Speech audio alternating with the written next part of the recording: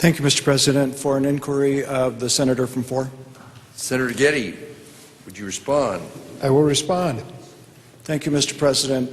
Senator, as I understand it, schools are not competing with one another based upon their score, but upon the growth from one year to the next.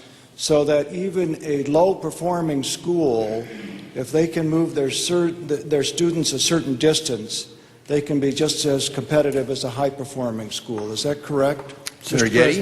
Good Senator from 5, you're absolutely correct, and I would suggest to you that a school with low-performing students, the opportunity for growth is greater there than in an AP class where students' ability to learn the same percentage increase is more limited. Thank you, Mr. President. To debate the bill. You have the floor. Thank you, Mr. President. We have talked for a long time about the fact that teachers deserve more. One of the challenges of serving in the classroom is that you are on a pay grid.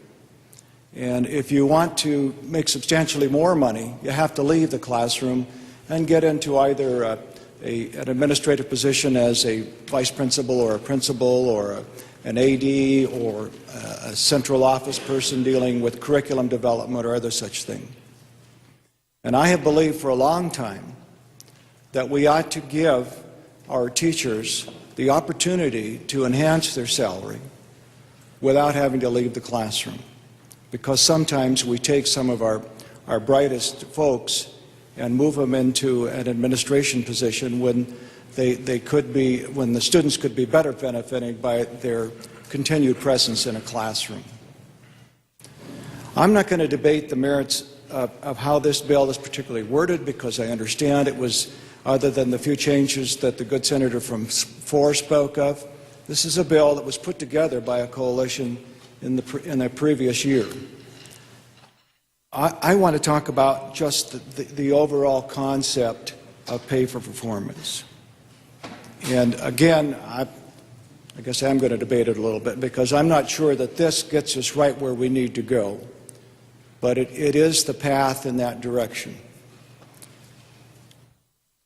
It's important that those folks who are willing to put in the time to create a new curriculum or to refine curriculum, or those folks who are willing to mentor new beginning teachers, or those folks who are willing to provide other kinds of leadership, are rewarded for that.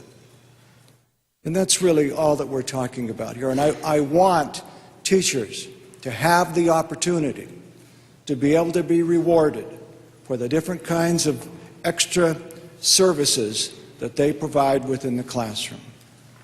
Secondly, it's a fairness issue. Heck, it's even a fairness issue for those principals. When I served as a school principal, I was a young principal. I started at 27 with my first appointment. In fact, I'll share a story, as long as the good senator from 22 is going to share stories. I was young, and some of the little girls with vision problems thought I was really cute, and they would bring me these little love notes all the time. And my most favorite love note was from these 2 little girls. They'd come up and they'd always giggle and give me the note and then go running back to their classroom, and it said, "Roses are red, violets are blue, sugar is sweat, and so are you."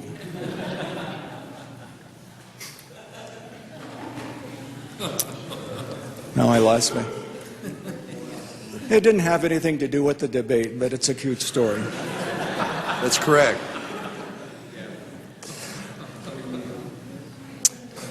I was very frustrated as a principal because I got into the classroom and my evaluations were based upon what I was watching in the classroom, and they were substantive. And I dealt with other folks who sat in their office and didn't get into the classroom and were actually being paid substantially more than I was.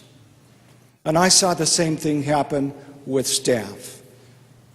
And there was nothing I could do about it. I couldn't reward those people. We need to move in that direction. It's only fair for all of those educators to be able to give them an opportunity, number one, to have more control over their wages, number two, to be compensated for their leadership, for their experience, for their knowledge, and for their extra effort. Thank you, Mr. President.